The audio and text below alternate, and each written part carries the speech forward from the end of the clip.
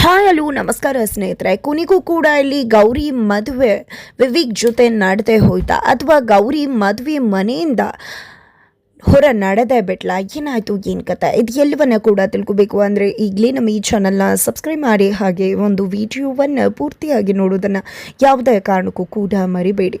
ಇಲ್ಲಿ ತಪ್ಪೇ ಮಾಡದೇ ಇರ್ತಕ್ಕಂಥ ಗೌರಿ ಇವತ್ತು ತಪ್ಪಿತಸ್ಥಳಾಗಿ ನಿಂತ್ಕೋಬೇಕಾಗಿದೆ. ಇದ ಕಡೆ ತಮಗೆ ಮೋಸ ಆಯಿತು, ತಮ್ಮ ಮರ್ಯಾದೆ ಹೋಯಿತು ಅಂತ ಹೇಳಿ ವಿವೇಕ್ ರುಚ್ಚುಗೆದ್ದಾರೆ. ವಿವೇಕ್ ಫ್ಯಾಮಿಲಿ ಕೂಡ ರುಚ್ಚುಗೆದ್ದದ. ಏನಿದು ಇಂಥ ಅನ್ಯಾಯ, ಇಂಥ ಮೋಸನ ಅಂತ. ಅದ ಕಡೆ ಮೀಡಿಯಾದಲ್ಲಿ ಒಬ್ಬೊಬ್ಬರು ಒಂದೊಂದು ರೀತಿಯಲ್ಲಿ ಟೆಲಿಕಾಸ್ಟ್ ಮಾಡ್ತಿದ್ದಾರೆ. ಇತ್ತ ಕಡೆ ವಿವೇಕನ ಪ್ರಶ್ನೆ ಮಾಡಿದಾಗ ಯಾವುದೇ ಕಾರಣಕ್ಕೂ ಇಂಥವನ್ನ ನನ್ನ ಮದುವೆ ಆಗೋದಕ್ಕೆ ಸಾಧ್ಯನೇ ಇಲ್ಲ, ಈ ಮದುವೆ ನಡೆಯೋದೇ ಇಲ್ಲ ಅಂತ ಹೇಳಿಬಿಡ್ತಾರೆ.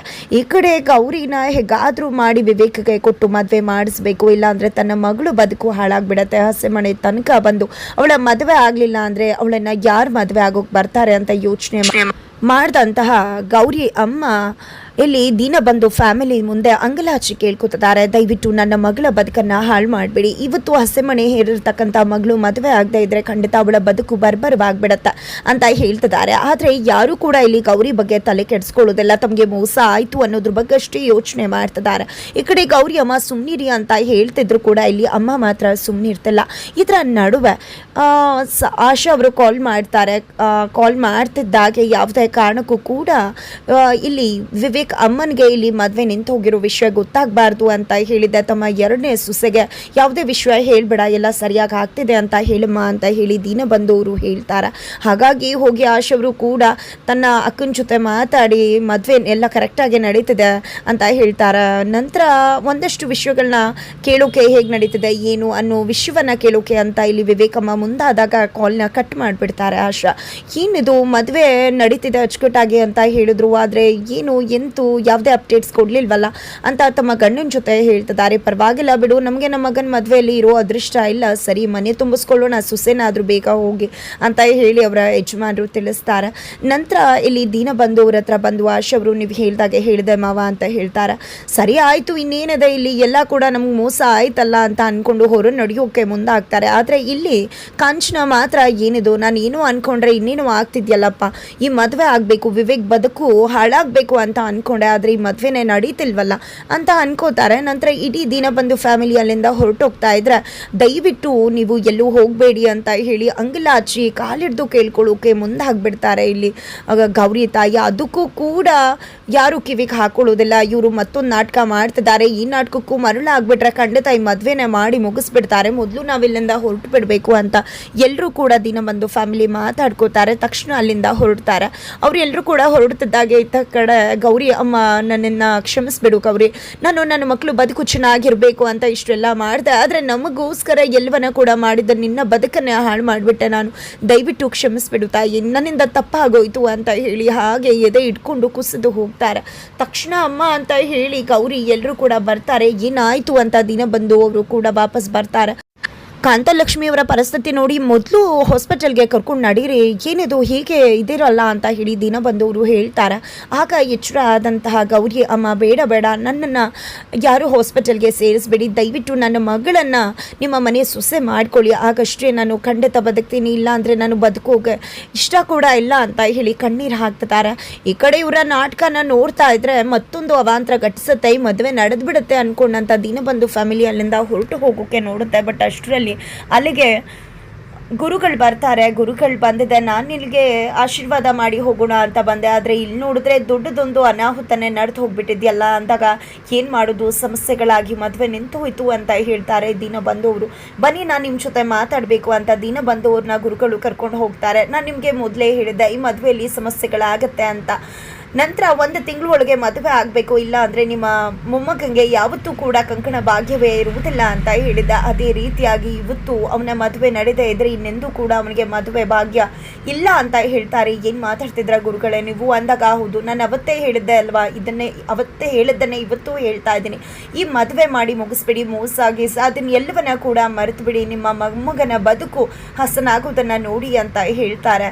ಆಗ ಇಲ್ಲಿ ಗುರುಗಳು ಹೇಳಿದಂಥ ಮಾತನ್ನು ನಿಜವಾಗ್ಲೂ ದಿನಬಂಧು ಫ್ಯಾಮಿಲಿ ತುಂಬಾ ನಂಬತ್ತೆ. ಅದೇ ಕಾರಣಕ್ಕೆ ವಿವೇಕ್ನ ಕರ್ಕೊಂಡು ಬಂದು ನೋಡು ವಿವೇಕ, ಇವತ್ತು ನಿನ್ನ ಹತ್ರ ನಾನು ನಿಮ್ಮ ತಾತ ಇಬ್ಬರು ಕೂಡ ಒಂದು ವಿಷಯ ಕೇಳ್ಕೊತಾ ಇದ್ದೀವಿ. ದಯವಿಟ್ಟು ನೀನು ಅದನ್ನು ನಡೆಸ್ಕೊಡ್ಬೇಕು. ನಿನ್ನನ್ನು ಅರ್ಜೆಂಟಾಗಿ ಮದುವೆ ಮಾಡಬೇಕು. ನಿನ್ನ ಮದುವೆನ ನಿಶ್ಚಯ ಮಾಡಿದ ಕಾರಣನೇ ನಿನಗೆ ಇನ್ನು 1 ತಿಂಗಳಾದಮೇಲೆ ಯಾವುದೇ ರೀತಿಯ ಮದುವೆ ಭಾಗ್ಯ ಇಲ್ಲ, ಇನ್ನೆಂದೂ ನಿನ್ನ ಮದುವೆ ಆಗಲ್ಲ ಅಂತ. ಆದರೆ ಇವತ್ತು ಈ ಮದುವೆ ನಿಂತುದ್ರೆ ಇನ್ನೆಂದೂ ಕೂಡ ನೀನು ಮದುವೆ ಆಗೋದಿಲ್ಲ. ಅದೇ ಕಾರಣಕ್ಕೆ ಇವತ್ತು ಆ ಗೌರಿನ ಮದುವೆ ಆಗಿಬಿಡಪ್ಪ. ಆ ಗೌರಿದು ಏನು ತಪ್ಪಿಲ್ಲ, ಹುಡುಗಿ ಕೂಡ ತುಂಬ ಒಳ್ಳೆಯವಳು ಅಂತ ಹೇಳ್ತಿದ್ದಾರೆ ಅಜ್ಜಿ ತಾತ. ಏನು ತಾತ ಮಾತಾಡ್ತಿದ್ರ, ಏನು ಅಜ್ಜಿ ಹೇಳ್ತಿದ್ರ ನೀವು? ಅವಳನ್ನ ಮದುವೆ ಆಗೋದಾ? ಖಂಡಿತ ಇಲ್ಲ. ನಾನು ಮದುವೆ ಆಗದೆ ಉಳಿದ್ರೂ ಕೂಡ ಪರವಾಗಿಲ್ಲ, ಬಟ್ ಅವಳನ್ನಂತೂ ಯಾವುದೇ ಕಾರಣಕ್ಕೂ ಮದುವೆ ಆಗೋದಿಲ್ಲ ಅಂತ ಹೇಳ್ತಾರೆ ವಿವೇಕ್.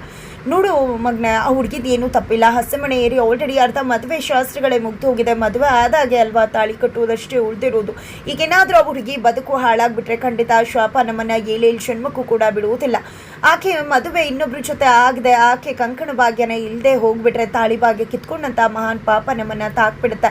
ಜೊತೆಗೆ ನಿನ್ನ ಮದುವೆ ಕೂಡ ಆಗೋದಿಲ್ಲ. ಇದೆಲ್ಲ ಬೇಕಾ? ಒಂದು ಮಗಳ ಬದುಕು ನಮ್ಮಿಂದ ಹಾಳಾಗಬೇಕಾ? ಕೊರಗಲ್ಲಿ ನಾವು ಇರಬೇಕಾ ಹೇಳು?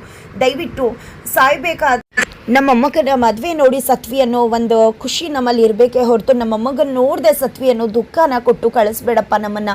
ದಯವಿಟ್ಟು ನಮಗೆ ಮಾತು ಕೊಡು, ಗೌರಿನ ಮದುವೆ ಆಗ್ತೀನಿ ಅಂತ ಹೇಳಿ ಅಜ್ಜಿ ತಾತ ಕೇಳ್ಕೊಂಡಾಗ ನಿಮಗೋಸ್ಕರ ನಿಮಗೆ ಮದುವೆ ಆಗಬೇಕು ತಾನೇ? ಸರಿ ಆಯಿತು ಬಿಡಿ, ಮದುವೆ ಆಗ್ತೀನಿ ಅಂತ ವಿವೇಕ್ ಒಪ್ಕೊಂಡು ಮಾತು ಕೊಟ್ಬಿಡ್ತಾರೆ.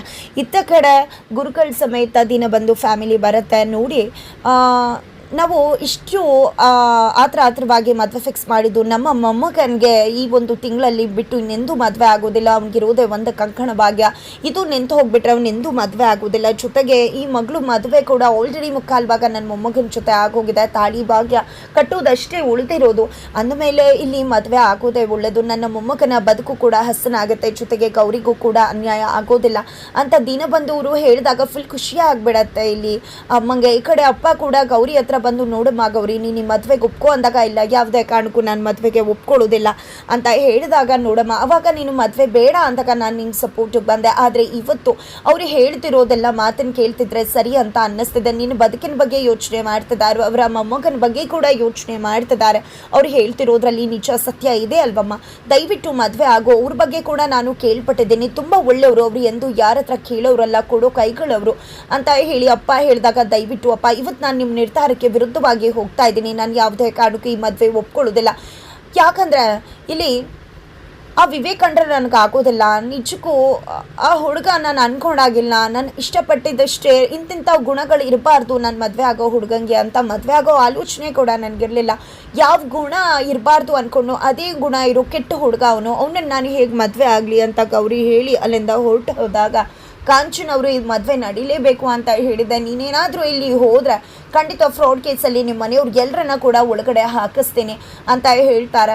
ಈ ಕಡೆ ಕಾಂತಲಕ್ಷ್ಮಿ ಹಾಗೆ ಅವರ ಮನೆಯವರು ಅಂದರೆ ವೀರಣ್ಣವರು ಇಬ್ಬರು ಕೂಡ ಕಾಲಿಡ್ದು ದಿನಬಂಧು ಅವರ ಮುಂದೆ ಮಂಡಿಯೂರಿ ಕೂತು ಬೇಡ್ಕೋತಿದ್ದಾರೆ. ಈ ಕಡೆ ಅಪ್ಪ ಅಮ್ಮ ಈ ರೀತಿ ಮಂಡಿಯೂರಿ ಕೂತದ್ದು ಬೇಡ್ಕೋತಿರೋದನ್ನು ನೋಡೋಕ್ಕಾಗದೇ ಇರ್ತಕ್ಕಂಥ ಗೌರಿ, ದಯವಿಟ್ಟು ನನಗೋಸ್ಕರ ನೀವು ಬೇಡ್ಕೋಬೇಡಿ, ದಯವಿಟ್ಟು ಎದ್ದೇಳಿ. ನನ್ನ ತಂದೆ ತಾಯಿ ತಲೆ ಎತ್ತಿ ನಡೆಯೋದನ್ನು ಹೇಳ್ಕೊಟ್ಟಿದ್ದಾರೆ. ಈ ರೀತಿ ತಲೆ ತಗ್ಸೋದಲ್ಲ, ನಿಮ್ಮನ್ನು ತಲೆ ತಗ್ಸೋ ಕೆಲಸಕ್ಕೆ ನಾನು ಮುಂದಾಗೋದಿಲ್ಲ, ಈ ಮದುವೆ ಆಗ್ತೀನಿ ಅಂತ ಹೇಳಿ ಗೌರಿ ಹೇಳ್ತಾರೆ.